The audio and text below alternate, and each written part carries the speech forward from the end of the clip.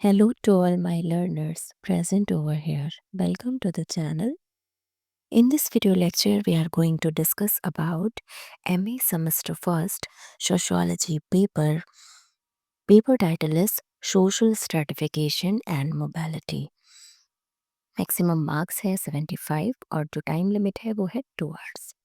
आज की इस वीडियो लेक्चर में हम कानपुर यूनिवर्सिटी के एमए फर्स्ट सेमेस्टर के 2022-23 के पेपर को डिस्कस करने वाले हैं।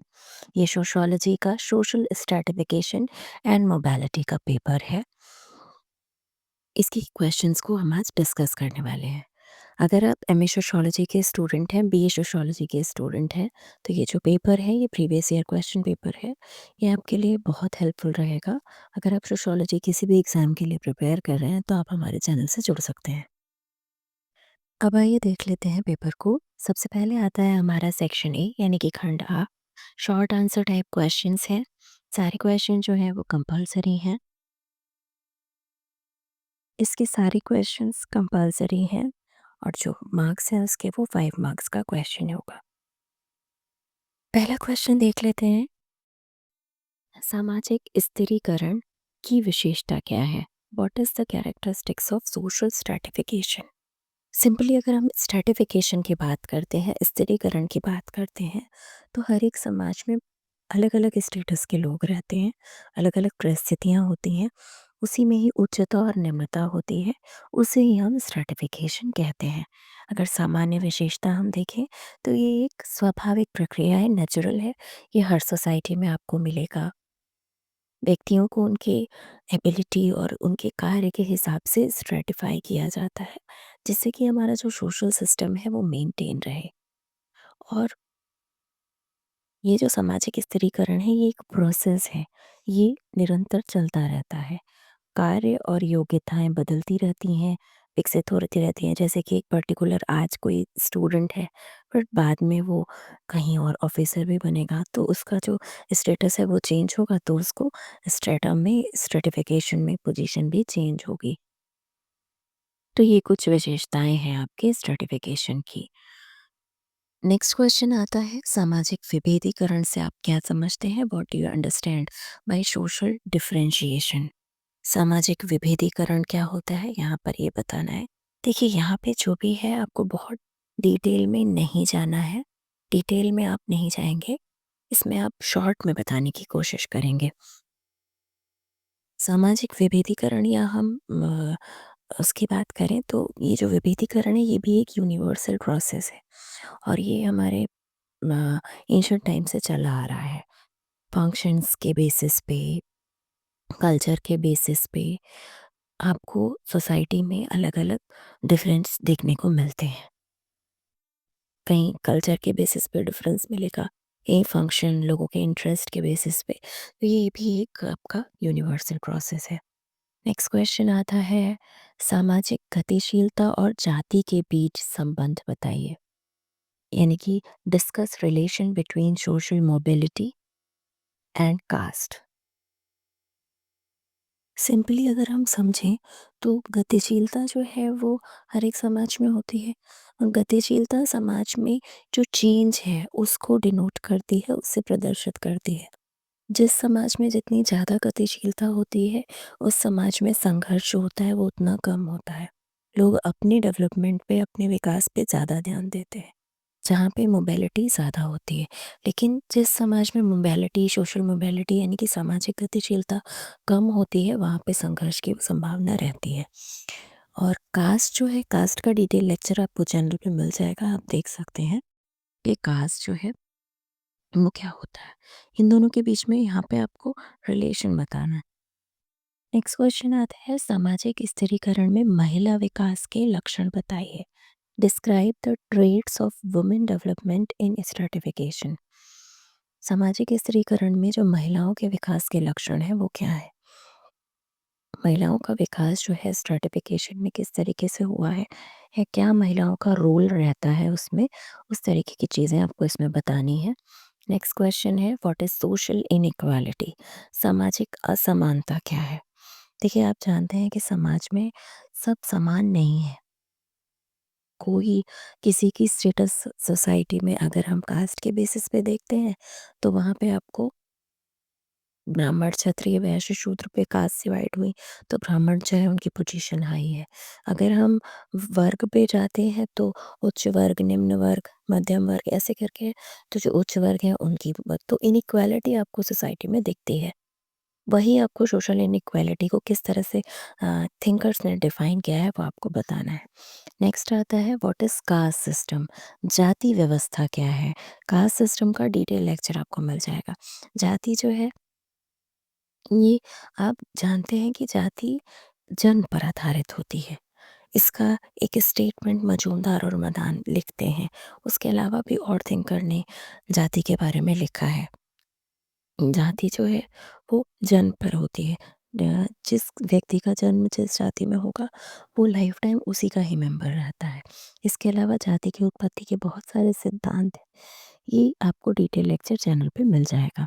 नेक्स्ट आता है वर्ग की अवधारणा बताइए। Right the concept of class. Class क्या होता है? देखिए, वर्ग जो है ये ओपन सिस्टम है, कास्ट जो है वो क्लोज सिस्टम है।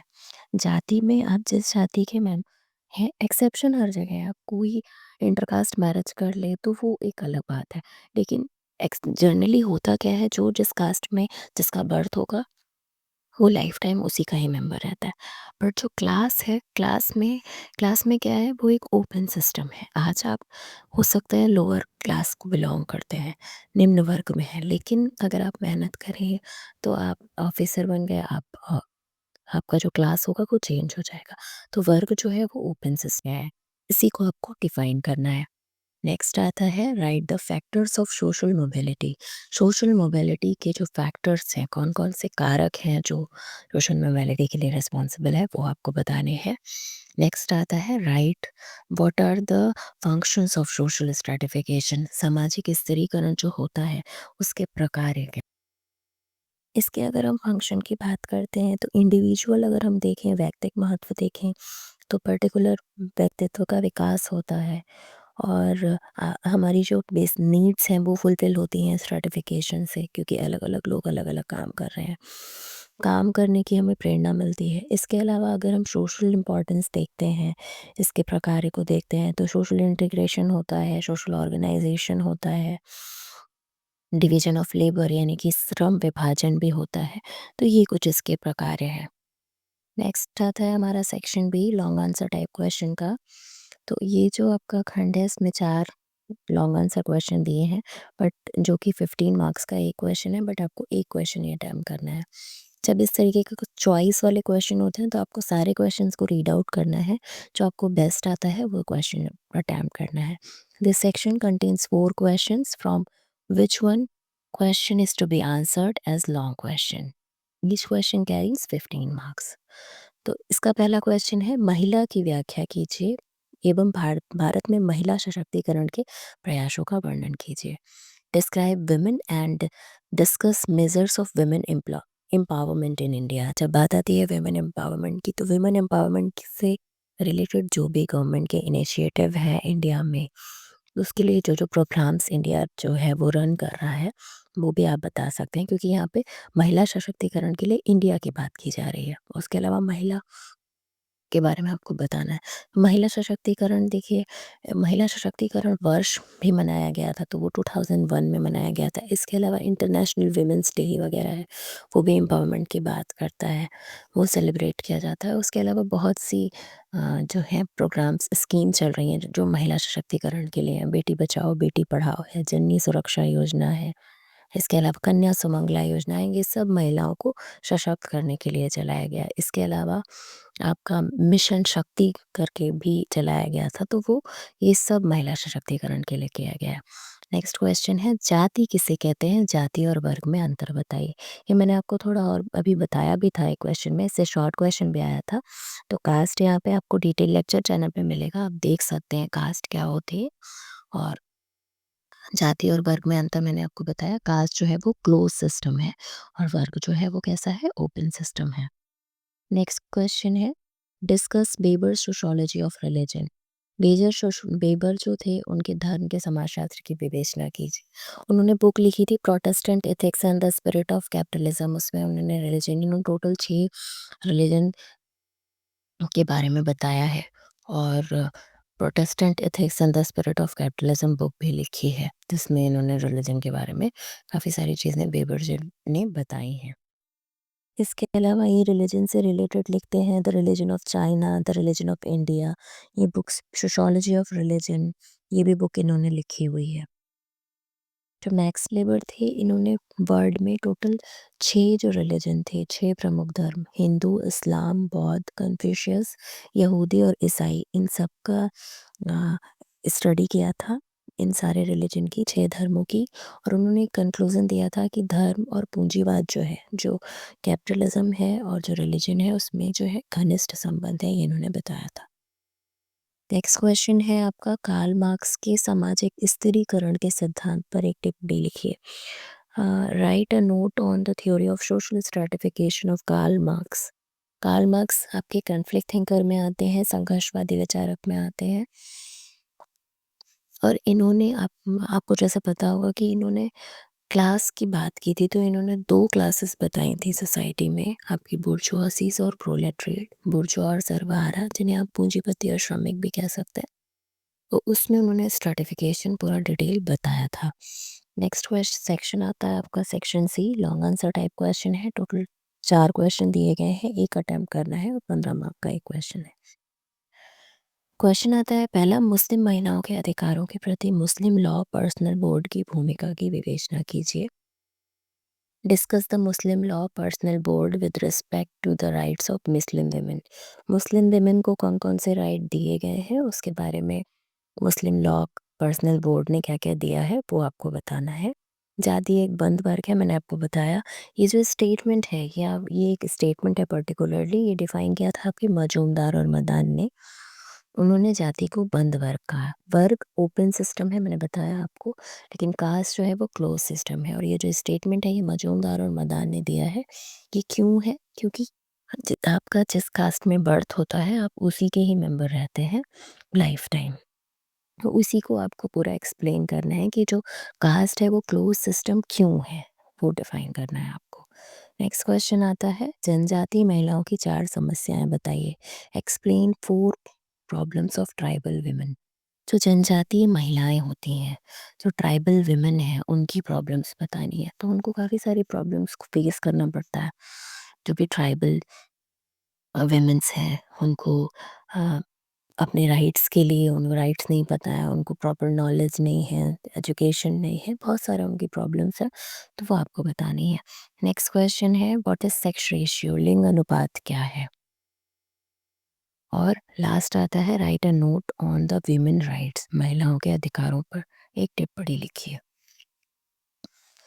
सेक्स रेशियो की जब बात आती है, तो जो पर्टिकुलरली जो भी सिंपली अगर हम इसे समझें, तो पर 1000 फीमेल्स पे जितने मेल्स होते हैं, उसे ही सेक्स रेशियो कहते हैं। आपका लिंग का अनुपात पर 1000 पे कितनी है। तो अभी आप जानते हैं कि ये आपके सेंसस रिकॉर्ड से आपको मिलता है, जो जनगणना होती है, जो कि 10 साल में होती है। लास्ट सेंसस आपकी 2011 में हुई थी, उसी के ही डेटा को हमें यहाँ यूज़ करना है। तो अप्रॉक्सीमेटली जो डेटा था, वो था पर 1000 फीमेल, जो मेल है उस पे फीमेल्स जो थी वो कम थी, 943 अप्रॉक्स फीमेल्स थी आपकी। और सबसे ज़्यादा जो सेक्स रेशियो था वो केरला का था, और जो सबसे कम सेक्स रेशियो है वो हरियाणा का है। बट अभी जो करंट सिचुएशन है वो हमें नहीं पता है, क्योंकि 2021 में सेंसस जो है वो ड्यू टू कोविड नहीं हो पाई थी। यहाँ पे आपको डिटेल में बताना है कि सेक्स रेशियो जो है वो क्या है। और लास्ट में आपको विमेंस के जो भी राइट्स हैं, महिलाओं के अधिकारों पे टिप्पणी लिखनी है कि कौन-कौन से विमेंस को जो है राइट दिए गए हैं। जैसे कि विमेंस को डोमेस्टिक वायलेंस वाला एक राइट मिला हुआ है, उसके अलावा डाउरी के लिए है, उसके अलावा आप मैरिज में डिवोर्स वगैरह के लिए राइट है, विडो मैरिज के लिए राइट्स हैं। उसके अलावा बहुत सारे जो भी विमेंस को पर्टिकुलरली जो भी राइट्स मिले हैं कॉन्स्टिट्यूशन के थ्रू, वो महिलाओं के अधिकारों पे आपको टिप्पणी लिखनी है। ये था आपका कानपुर यूनिवर्सिटी का सोशियोलॉजी का सोशल स्ट्रैटिफिकेशन एंड मोबिलिटी का एमए सेमेस्टर फर्स्ट का पेपर। ये जो प्रीवियस ईयर क्वेश्चन पेपर होते हैं, ये किसी भी एग्ज़ाम के लिए बहुत हेल्पफुल होते हैं, और जितने भी आपके ये सब्जेक्टिव एग्ज़ाम होते हैं, उसमें जो क्वेश्चंस हैं ये बहुत रिपीट किए जाते हैं। अ, मैं ये नहीं कह रही कि सेम क्वेश्चन ऐसा ही आ जाएगा, बट ये है क्योंकि टॉपिक्स वही रहते हैं और उनसे वही क्वेश्चन बनते हैं। ऑब्जेक्टिव्स में क्या होता है कि बहुत सारे क्वेश्चन बन सकते हैं। एक ही राइटर ने बहुत सारी बुक्स लिखी हैं, तो कभी कोई बुक पूछ ली जाएगी, कभी कोई बुक पूछ ली जाएगी। तो ऑब्जेक्टिव में नंबर ऑफ़ क्वेश्चन ज़्यादा बन सकते हैं, बट सब्जेक्टिव में लिमिटेड होता है। तो ये जो क्वेश्चंस हैं ये बहुत हेल्पफुल रहेंगे आपके एग्ज़ाम के लिए। ये क्वेश्चंस आप प्रिपेयर कर सकते हैं, इम्पॉर्टेंट है आपके लिए अगर आप सोशियोलॉजी के बीए एमए के स्टूडेंट हैं तो। और ये जो भी क्वेश्चंस थे, अगर आपके सिलेबस में ये टॉपिक्स हैं तो ये क्वेश्चन आपके लिए हेल्पफुल रहेंगे। ऐसे ही और वीडियोस के लिए हमारे चैनल से जुड़े रहिए। चैनल पे फर्स्ट टाइम आए हैं तो प्लीज़ सब्सक्राइब कीजिएगा। वीडियो पसंद आया हो तो प्लीज़ लाइक कीजिएगा, अपने फ्रेंड्स के साथ शेयर कीजिएगा। Keep learning, keep watching and keep sharing. Thank you so much for watching.